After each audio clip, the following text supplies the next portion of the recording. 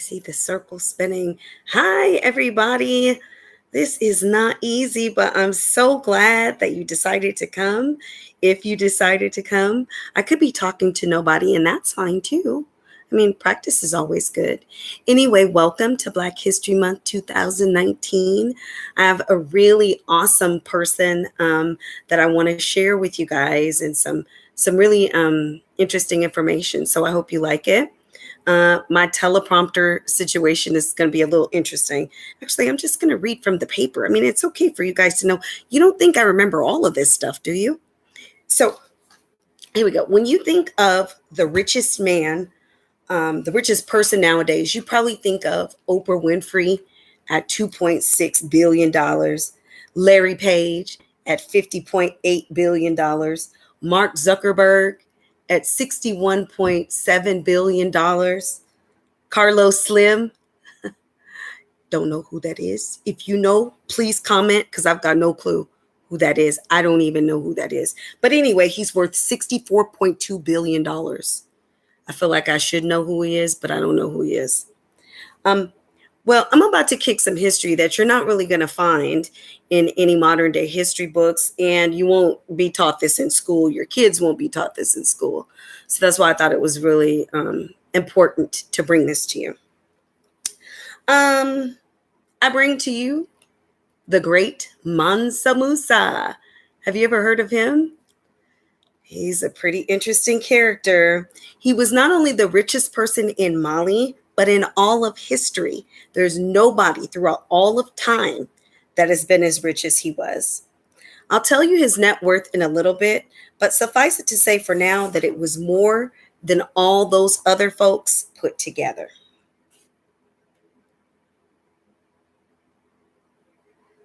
Technical difficulties, of course.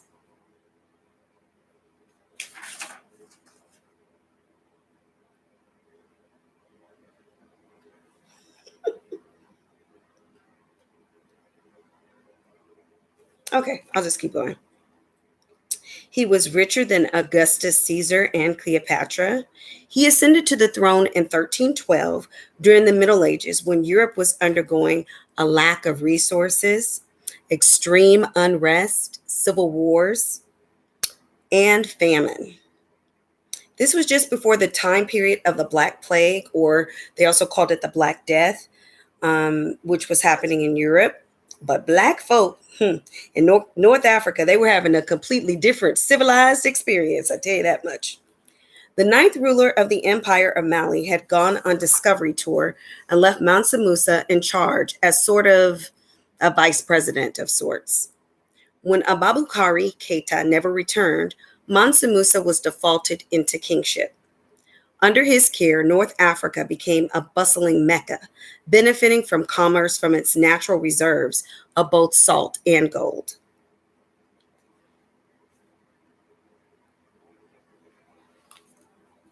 He pretty much built up Timbuktu from the ground, turning it into a city of industry. Camels could consistently be found transporting 200 pounds of either salt or gold. Hold on a second, guys.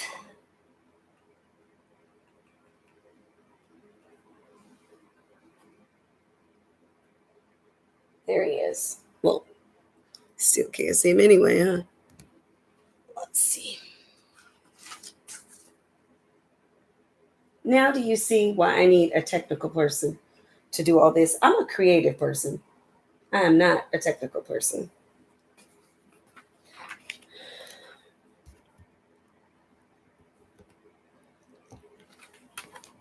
There we go.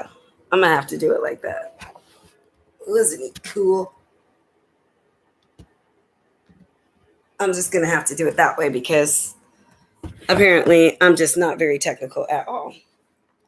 Anyway, under his care, North Africa became a bustling Mecca, benefiting from commerce from its natural reserves of both gold and salt. He pretty much built up Timbuktu from the ground, turning it into a city of industry in which camels could consistently be found transporting 200 pounds of either salt or gold.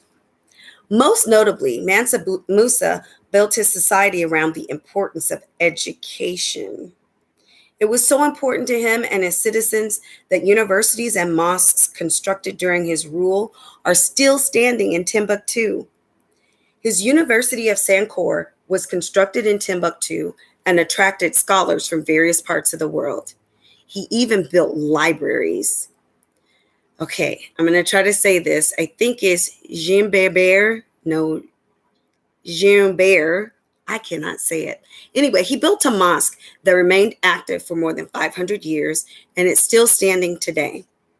I contend that only Mansa Musa is probably the reason that we have any knowledge of Timbuktu at all. I mean, after all, it's Timbuktu. You know what I'm saying? Timbuktu. But anyway, he really built it up. Like, it's still a trade port, a hub for the salt trade, even now, like 700 years later. Mansa Musa had a chance to really show off his wealth when he took a legendary pilgrimage to Mecca. But the trip wasn't about vanity. He was a Muslim and decided to take a religious trip called a Hajj. In 1324, Mansa Musa loaded up a caravan that included thousands of soldiers, heralds, and officials carrying golden staffs. He prepared enough food and rations to make the 4,000-mile trip to Mecca. During this Hajj, he is reported to have taken 60,000 men, all of whom were dressed in silk. Could you imagine having a silk uniform? Sounds good to me. But then again, traveling in it, I'm not sure. Among these men were 12,000 slaves who he also dressed in silk. Now, I feel like I need to take some time to note that although he had slaves, slavery as it was under Mansa Musa was nothing at all like it ended up being under colonial rule. I want to make it clear that while slavery did exist in the world prior to the transatlantic slave trade, it was not the harsh chattel type slavery that developed later under European rule. Slaves under the rule of Mansa Musa had the possibility of becoming free within their lifetime. The rights of slaves were not defined within racial categories. Slaves could maintain familial and kinship relationships. Some could even work or buy their way out of bondage. Compared to what happened later with European rule, it might be considered more as indentured servitude.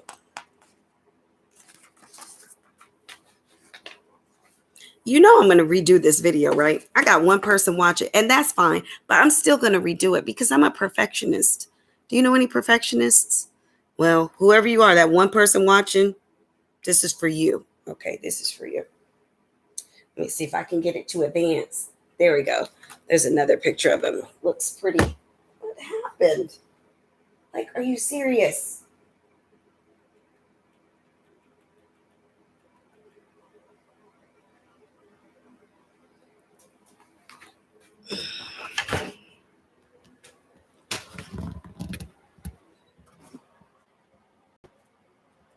Of course, different artists. No one knows exactly what he looked like, but I think it's nice to have some idea. There we go. So on his Hajj, he loaded 80 of his camels down with 300 pounds of gold. Could you imagine that? This man was so rich that he built a mosque every Friday. Like, really, like, who do you know does that? Like, were you going to church this week, man? Oh, I'm going to build a mosque down the street. A brand new one, man. Brand new mosque. Come and join us.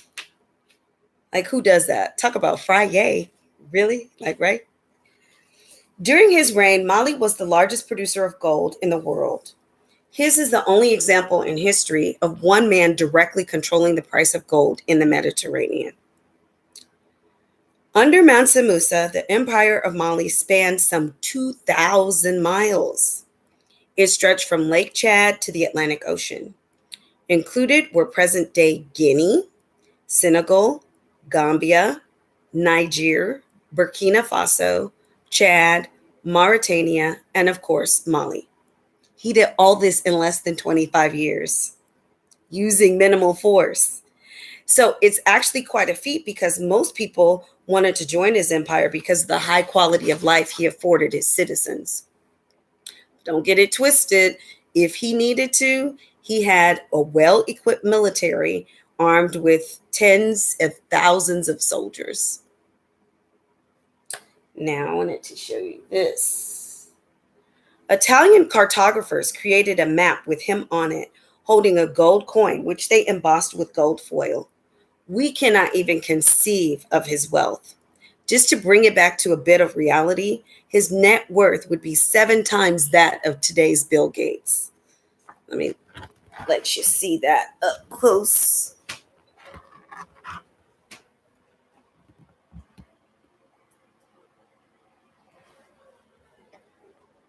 I really need a tech person.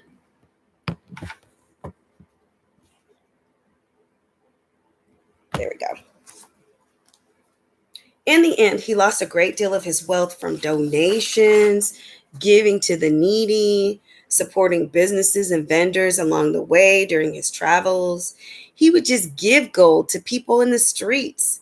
He was so rich that his binges of generosity actually stunted the economic growth of some of the cities he visited by altering the value of the gold too quickly. Its overabundance caused inflation. He even gifted freely to various rulers he encountered. Like, who does that? Like, you know, that's a nice gift from another king.